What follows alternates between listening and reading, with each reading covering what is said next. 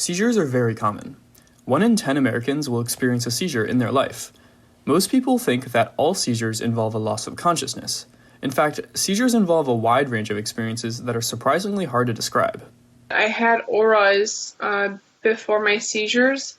That doesn't happen now, but the auras that I had when I was young, they felt kind of like, the best way I can explain it to you is, have you seen Harry Potter? Yeah. Okay, so it felt like a Dementor was coming to kind of get me. So kind of a very scary feeling, and I had to hold somebody's hand, shut my eyes, and I just knew I had to sit down and a seizure was coming. Seizures take place due to a brain malfunction. Our brain is vital to perceiving the world around us. Sensory information like sight and sound, our ability to read and communicate, and our ability to perceive the passage of time are all dependent on our brain. As a result, seizures can be very strange to experience, and people find it difficult to describe them. Doctors categorize seizures into types based on how they impact the brain. For example, a seizure that begins in one part of the brain is called a focal or partial seizure, whereas a seizure that involves large networks of neurons on both sides of the brain is called a generalized seizure. But it isn't that simple. In addition to focal and generalized, there are many more subcategories of seizures, like absence, simple partial or focal aware, and complex partial or focal impaired, to name only a few. If these terms sound confusing, you aren't alone. Medical terminology regarding seizures is complicated and has gone through several changes over time. Knowing the correct medical terms can provide valuable information to doctors and parents alike. However, these terms do not capture many elements of the seizure experience. Seizures are also emotionally significant experiences, particularly for people with epilepsy. Medical terms do not address the emotional significance of seizures. Epilepsy is an isolating and stigmatized condition, and 30 to 40% of people with epilepsy continue to have seizures despite medication and brain surgery. The inability to describe seizures, like the inability to describe pain, makes it hard for people to communicate about and make sense of their condition. On the other hand, hearing another person describe seizures similar to one's own, like Julia's dementia analogy, can be a powerful moment of connection and catharsis for people with epilepsy. In this episode, we step towards creating a patient-centered vocabulary to describe seizures. We provide people with epilepsy a platform to describe their seizures in their own words. By doing so, we want to show listeners with epilepsy that they are not alone. There are many others like you experiencing similar seizures and living through them. My name is Sue. And I'm Jack. We're a team of undergraduate researchers from the University of Michigan, mentored by Meg Marate, a PhD student working on and living with epilepsy. In collaboration with the Epilepsy Foundation of Michigan, we had the opportunity to interview 20 Michiganders with epilepsy from all walks of life. One of the hardest things about describing your seizures is that sometimes they can only be described as indescribable. Many experience a sense of weirdness or that something just feels off during their seizures. They're just so terrifyingly weird and undescribable. And people always asked me what they were like. It was like a really strange feeling that would take over my entire body. And it's like so strange. I wish I could describe it. But unless you have an aura, it's like it's not really describable. Each time I had an aura, it felt like it was so weird. It was undescribable, and I couldn't speak during it because it was so weird. You still have that feeling of, it's coming from your brain. It's not like a physical pain. It's just like scared. You just and you literally get like a sinking feeling in your stomach. And some people have described that as, a symptom, as like an aura. And I've always had that feeling before I experience any of these seizures. So I think that's what people are talking about. But again, it's so hard because it's such a personal thing. It's a feeling, it's so weird that a feeling is a symptom. Usually a symptom is visual, a symptom is physical. But in this case, all you really have to say is, I feel freaking weird. Like, I just don't feel right. Yeah, I might feel weird and know something's about to happen, because the aura that I used to get is I would get the funny feeling in my stomach, kind of like the butterflies in your stomach, and kind of like literally moving up from the stomach to the head. That would be kind of like my warning. Some seizures can be described concretely because they affect one of our five senses, but this isn't always so. Many times, even the notion of the five senses is insufficient to capture the complexity of how seizures are experienced, and they involve some combination of mind and body sensation. Even then, there is very little consistency in how people describe their seizures. Well, I have a couple different ones. One of them is like a metal taste in the back of my mouth. One of them is my ears ring very strongly, and then I get really, really tired. And then another one that sounds a little strange. One of them I get like very breathy. It feels like my heart's racing, and I have, kind of like a hard time breathing.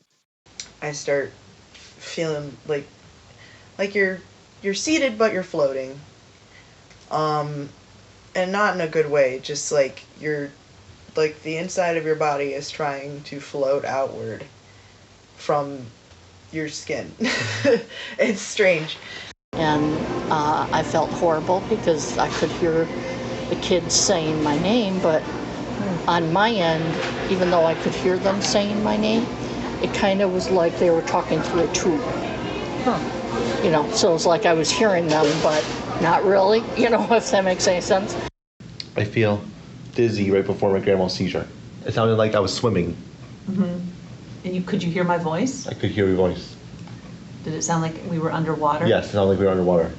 I was sleeping in the basement, and I just kind of had this aura where I had a sensation, a very calming sensation throughout my whole body. And I always reflect back and think it's interesting because a lot of times for me, I would experience fear around when am I going to have a seizure. And so it's the not knowing creates a lot of fear, but then the minute you have that aura, you have that sensation, it just calms you down. So it's knowing is very calming, which is kind of interesting. I think it was just for the bigger seizures. It was just this tingling sensation that kind of just a rush that ran through my entire body. And yeah, it was just very peaceful. In addition to stimuli that we can feel, seizures can also impact the way we think. One of the most commonly reported examples is that seizures change how people perceive the passage of time. This can make it difficult for people to determine how long their seizure was. One of them that really annoyed me was this feeling of deja vu so bad that I literally thought that I had gotten sucked into a time portal for 0.5 seconds. And you feel stupid every single time because you're what do you even... But your brain is no, this is real. Yeah. This is real. It's it just completely lose all concept of it, of time, and where you are. It happens to me all the time. It happens to me when I'm, especially because I do have a routine that I go through, and that's how I stay comfortable. Sometimes I would smack my lips or whatever, but and they would last anywhere from 20 seconds up to 2 minutes. It usually was fairly quick. I lost track of time. I mean, I couldn't tell you how long it lasted. When I would come out of the seizure, I knew that I had just had something. I couldn't tell you if it was a seizure or what it was, but I knew something had just happened type thing. I had this seizure feeling that kind of took over, and I really don't remember if I don't remember a period of time. It was not didn't go on for long. My seizures are not things that go on for 10 minutes. They're fairly short events, unless they're really strong. They're ones that maybe only last about a minute, and me being quote unquote unconscious might only take 10, 20 seconds. Which seems like forever to the people around me. But for me, it's a blink of an eye. In addition to the perception of time, a seizure can affect many other cognitive abilities that we take for granted. Reading words on a page, for example, or being able to respond to a question, things that we otherwise do effortlessly, become impossible during a seizure.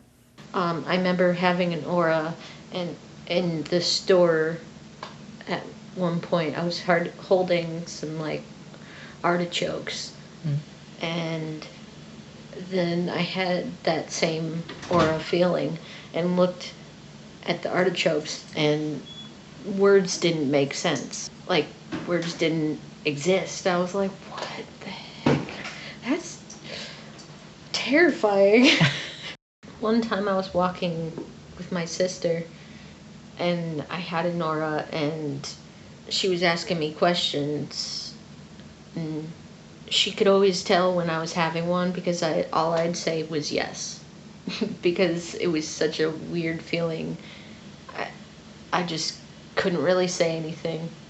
It's just, except for giving some sort of sign.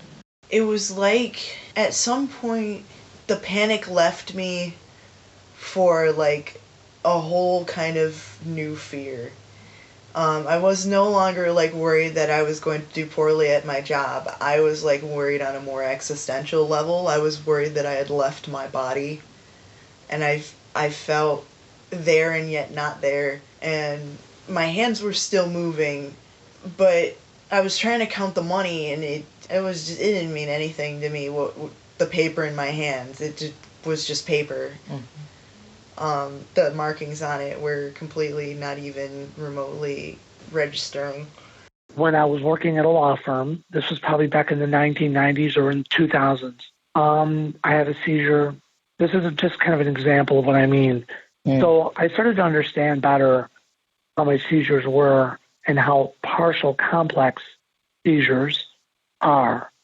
And these are really dangerous seizures because there are people who have been attacked by police officers and wrestled to the ground. Really? Because you're on your feet, your eyes are open, and you're walking. People will say to you, hey, are you okay? But you are 100% not conscious.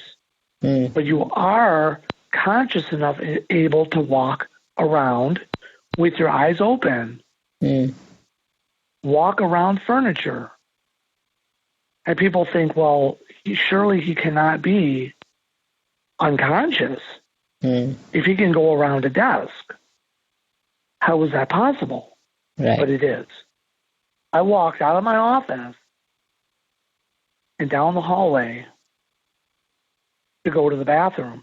But the people in my office saw what was going on. They called one of the coworkers who met me halfway. And they kind of, like, so to speak, stopped me in my tracks and kind of stopped me. And then once I kind of came to, because I don't remember leaving my office, I remember standing up from my chair, and that's when I don't remember anything. The next thing I remember was me out in the hallway. I don't remember walking out of my office. I don't remember walking out of the back office area. I don't remember leaving into the hallway. Indeed, it's not always obvious whether an odd experience is a seizure. A common experience is that when people are first diagnosed with epilepsy, they realize that they had actually been having seizures for some time without even knowing that those experiences were seizures.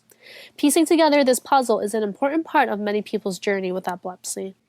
About a month after my birthday, I woke up in the hospital again from a tonic-clonic seizure, and that's when I was officially diagnosed with epilepsy, and it turned out that a lot of the dizzy spells that I had been having throughout that year and a half were actually partial seizures. Oh, wow. We just didn't know. Okay. It would just be like lightheadedness, off balance, nausea, and things like that. So it turned out that I was having complex partial without really knowing. The very first seizure I ever had, I didn't know this at the time. My very first seizure, in retrospect now, I know it was a seizure. It was in the 8th grade. It was a very hot day. The school was not air conditioned, and it was in the early afternoon, so it was probably after lunch. The day was probably upper 80s, and I remember there was sweat dripping off my nose. And I had this, what I can only think of now as a dizzy spell, but I knew at the time it was not like a dizzy spell or vertigo spell that I'd ever had before. It was not like anything like that. It was kind of like a electric shock feeling, which was very unusual for me. And I felt kind of frozen in place. And I believe, at least momentarily, I was unconscious. I did not pass out. I did not fall to the floor. I did not have convulsions. But I do believe I was briefly, maybe for 10 seconds, not quite conscious. That is the first of what I now know to be a partial complex. I think they now call it something else. But what they used to call partial complex seizures, I think they call them something else now. Impaired consciousness or something. They've changed the name of it. That was my very first one, but I didn't know what it was. And I'd never had one before. What then happened, so I thought nothing of it. I just figured it was the heat, and it was weird, and whatever. And then within 10 minutes, I was fine. You know, there are some that are like 10 seconds long. I know I'm having them. Somebody who maybe isn't, like a child probably wouldn't know. Somebody who maybe hasn't lived with it for as long as I have may not even know that that's exactly what it is. I was 51 when it started, but it was 1 year later that I realized that I was having seizures. The very first time that it happened, all the seizures I have are nocturnal. And the very first time I had one, I woke up and my tongue was bit. And I went to the doctor that day, and they said, "Oh, you bit your tongue." And they gave me medicine for my tongue because it was severely bitten. And every couple months after that, I still had the same things that happened. And I went to my regular family doctor, and the family doctor mentioned that it was thrush. So every time I came in, they kept prescribing medicine for me and treated me for thrush. 1 year after I had the first seizure, I woke up under my bed, and I couldn't remember where I was, and I was lethargic. And I still didn't know I had a seizure, still did not even realize that that's what it could be. And I took a shower after I realized, oh yeah, I have to go to work. I took a shower, I drove to work, and the young ladies that I work with realized that something was different about me and asked me what was going on. And I mentioned to them what happened, that I fell asleep, of course, in the bed, and when I woke up, I was on the floor. And they said, well, maybe you had a seizure or a stroke. I started in 2008, but they didn't diagnose it. I started losing my speech a whole lot in 2008 through the episodes, and they couldn't really find out what was wrong. And then they sent me to a neurologist. At the beginning of 2009, I got diagnosed with my seizures, and they said it was epilepsy. Like the seizure itself, the time period immediately after a seizure can also be strange to experience and hard to describe. Medically called the post-ictal period, this important part of the seizure experience is underexplored in both the research literature and the public perception of epilepsy. And so we'd be like, Mom, and my dad would say, like, it's okay, your mom's having a seizure, she'll be back in a minute, like, just leave her alone. And then she would come back to the present, and she would have like short-term memory loss. And so she'd be like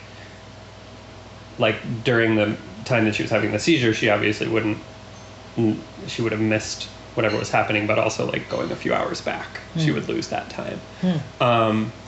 And so she would be like, what's going on? So like a few minutes before, she had been like there and, you know, participating, and then she would come back and she would be like, what's happening?